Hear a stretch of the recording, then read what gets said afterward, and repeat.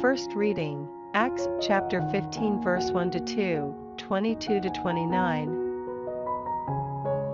Then some men came down from Judea and taught the brothers, "Unless you have yourselves circumcised in the tradition of Moses, you cannot be saved." This led to disagreement. And after Paul and Barnabas had had a long argument with these men, it was decided that Paul and Barnabas and others of the church should go up to Jerusalem and discuss the question with the apostles and elders. Then the apostles and elders, with the whole church, decided to choose delegates from among themselves to send to Antioch with Paul and Barnabas.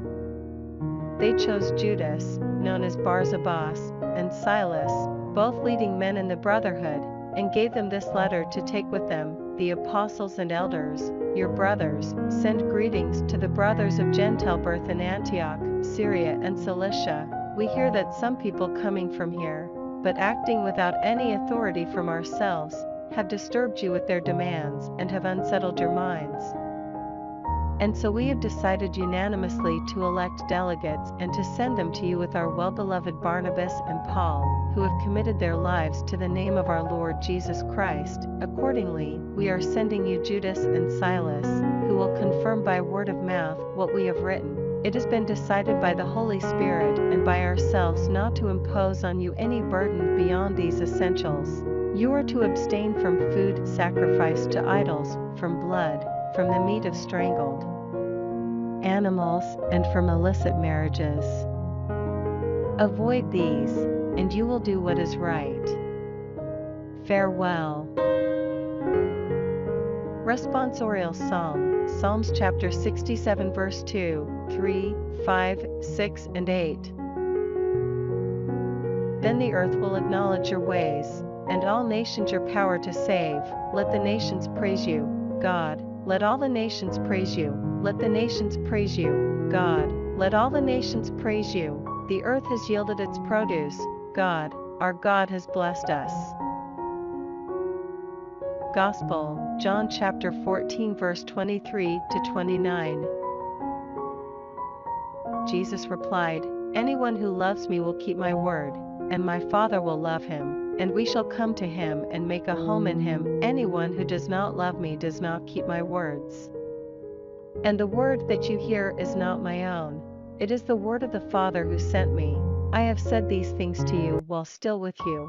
But the Paraclete, the Holy Spirit, whom the Father will send in my name, will teach you everything and remind you of all I have said to you.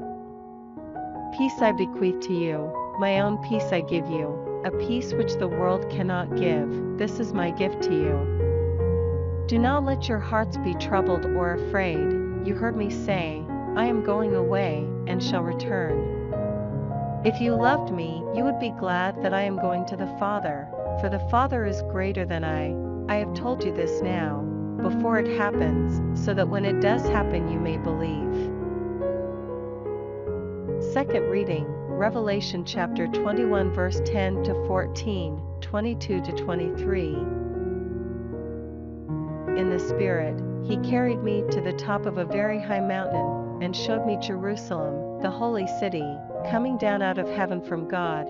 It had all the glory of God and glittered like some precious jewel of crystal clear diamond. Its wall was of a great height and had 12 gates. At each of the 12 gates there was an angel, and over the gates were written the names of the 12 tribes of Israel. On the east there were 3 gates. On the north 3 gates, on the south 3 gates, and on the west 3 gates. The city walls stood on 12 foundation stones, each one of which bore the name of one of the 12 apostles of the Lamb. I could not see any temple in the city, since the Lord God Almighty and the Lamb were themselves the temple, and the city did not need the sun or the moon for light, since it was lit by the radiant glory of God, and the Lamb was a lighted torch for it.